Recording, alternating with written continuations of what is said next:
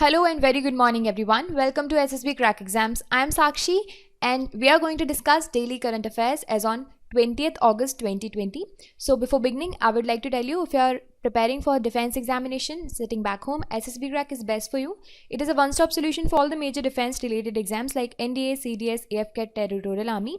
And for more details, you can always visit our website ssbcrackexams.com. There you can get the package of courses, mock tests, quizzes and study materials. Do not forget to subscribe to our YouTube channel and follow us on our social media platforms. And also download our mobile app SSB Crack Exams from Google Play Store. So let's start with the question of the day, and the question was, what are the key features of RTI Act, Right to Information Act? I really appreciate so many of you have answered it. So RTI, Right to Information, it is a fundamental right which is enshrined in Article 19(1) of the Indian Constitution. First of all, it is a fundamental right.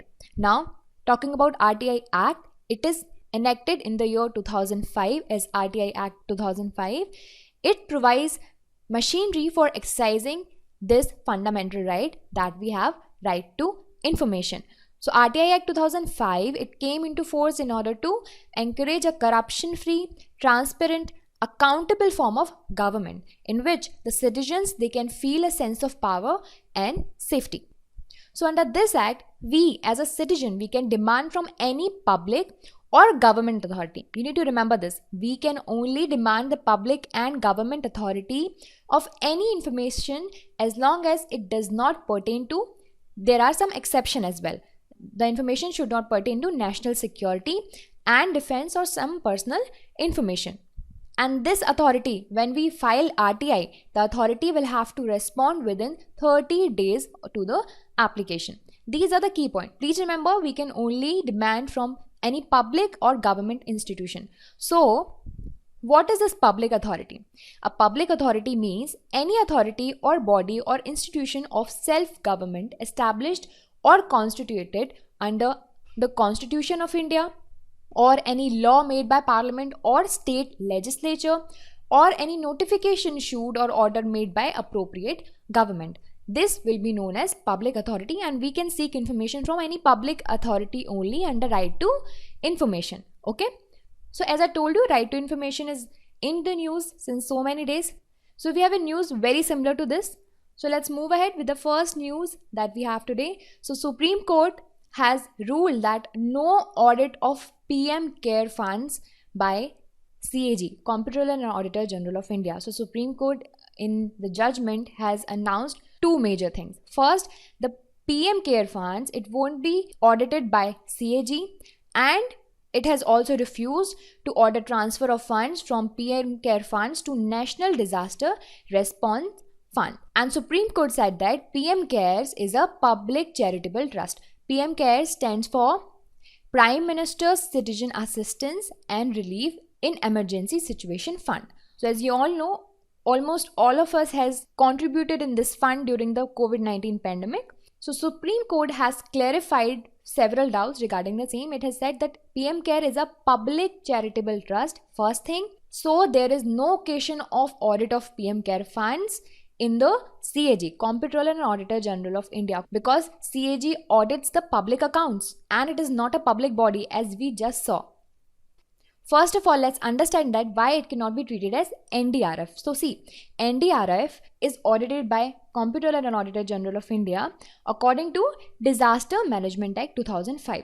But a public charitable trust like PM CARE funds need not to be audited by CAG. Now coming to the next point, PM CARE fund is a charitable trust which is registered under the Registration Act 1908. The trust does not receive any budgetary support or any government money. While when we talk about NDRF, it was formed under Section 46 of the DM, Disaster Management Act of 2005. The formation was done by several fundings by central government and state budgets. So the auditing of NDRF can be done by CAG but not the PM CARE funds. You need to remember this.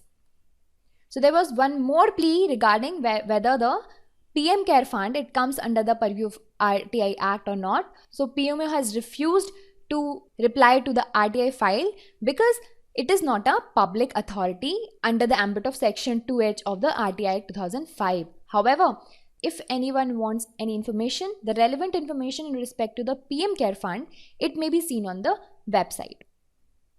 Now moving ahead, we have a very major and very important news today, National Recruitment Agency. So yes, the Union Cabinet, which was chaired by Prime Minister Narendra Modi ji, it has decided to set up a National Recruitment Agency. It is approved by Cabinet now. The proposed NRA, it will conduct a common preliminary examination for various recruitment in the central government. So so far at present, the candidates are seeking government jobs must appear in separate examination, like you have SSC, IBPS, railway examination, and these are conducted by multiple recruiting agencies for various posts, and all of them have similar eligibility conditions. So on an average in India, 2.5 crore to 3 crore candidates appear in each of these examinations. Now to clear the ruckus, the National Recruitment Agency is now here. What is a National Recruitment Agency? It is a multi-agency body. It will conduct CET. CET is an important factor, which is Common Eligibility Test.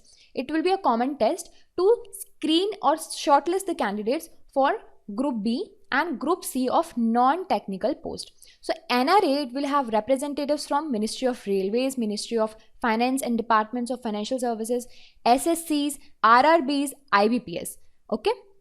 And the test, it will be conducted for 3 levels: graduate, higher secondary, that is 12 pass, and matriculate, 10 pass. So let me tell you some important features of the CAT. CAT score, it will be valid for 3 years and there will be no bar on attempts. This is very important and major point. It will be a major relief to poor candidates, as if a candidate have to apply for IBPS, they will have to pay a different fee for it, and then for RRBs and for SSC and so on. So it will be a major relief to poor candidates. Women candidates to be benefit greatly by this. And under this, special focus was on creating the examination infrastructure in the 177 aspirational districts. There will be a single exam and it will reduce the financial burden on the candidates, especially, I told you, especially to the poor and to the rural background people, as they will have a choice of examination center. By applying to a single examination, a candidate gets an opportunity to compete for many posts by appearing in one examination only. Okay, so these are the major important key features for National Recruitment Agency and CET. Let's move ahead to the next important update. Cabinet has approved leasing out of 3 airports through PPP, Public-Private Partnership. So this step is taken to ensure the quality service for air passengers. So these 3 airports are Jaipur, Guwahati, Thiruvananthapuram airports. These 3 airports will be now under PPP, Public-Private Partnership. And these are so far of AAI, Airport Authority of India. Now they will be under Public-Private Partnership mode. So when we look into the past, so government has leased out the Airport Authority of India's airport at Delhi and Mumbai on PPP model for the operation, management and development, and it's been done a decade ago. So PPP, Public-Private Partnership, it helped Airport Authority of India in enhancing its revenues, focusing more on developing the airports and air navigation infrastructure. So this partnership's been quite good so far. So let's see what happens with these 3 airports. You need to remember these names: Jaipur, Guwahati and Thiruvananthapuram are the 3 airports which are approved for leasing. Now the next important update is Madhya Pradesh is to provide reservation to the locals. Yes, the Chief Minister of Madhya Pradesh, Shri Shivraj Singh Chauhan ji, he has announced that the government jobs of Madhya Pradesh, they will be reserved for the children or the people of the state, and legal provisions are to be made for the same. If this happens, Madhya Pradesh, it will become the first state of India to reserve seats for all the state government jobs for the domicile population. So first of all, it is important for us to know whether it is constitutionally valid or not to provide reservation to the local people only. As India is a union, we do not live in a complete federation. In order to understand that, first we'll understand what are the similar moves by other government as well. So see, the state of Jharkhand has announced a reservation of 75% of sector jobs for permanent residents. The state of Haryana has also cleared the ordinance for the same, for the private sector jobs for permanent resident, and it has given 75% reservation quota. Apart from it, in Maharashtra also there is a system, only those living in the state for over 15 years with the fluency in Marathi, they are eligible. And in Jammu and Kashmir also we see government jobs are reserved for domiciles only. So let's see whether it is constitutionally valid or not. So under Article 16, first of all, Article 16(1), it provides for the equality of opportunity for all the citizens in matters relating to employment or appointment to any office under state. This is the first thing. Equality of opportunity should be there. Article 16(2), it says that, it provides that there cannot be any discrimination on the grounds only of religion, race, caste, sex, descent, place of birth. You need to remember this: place of birth, resident, or any of them. Right against discrimination. But in Article 16(3), it says it allows for making provisions in the government appointments with respect to the resident, not place of birth. So under these three articles, several governments has found the loopholes. So let's see what happens. MP provides for the reservation for the locals or not. Such move obviously going to encourage the discrimination, regionalism, and it is going to threaten the unity of the nation. But also it can help in the rightful allocation of the resources of the state, and it is also going to encourage the people to work within the boundary of the state and reduce the migration, which is the major cause these days. Now guys, this is all about the news. Let's move ahead with the current COVID-19 situation in India. So as per 19th August 2020, the total confirmed cases are 27,67,273. The active cases are now 6,76,514. The cured cases are now 20,37,870, and deaths are now 52,889.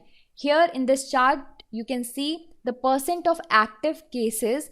These are divided into the three categories: patients on ventilators.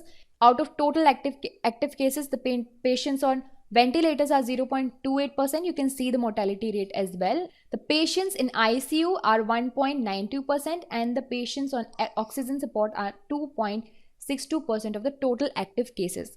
Now guys, it is time to revise the entire session with the questions. It is a quiz time. Try to answer these questions. So the first question in front of you is: NDRF formed under section 46 of the Disaster Management Act 2005, 2010, 2020 or 2000. So NDRF was formed under the DM Act 2005, right?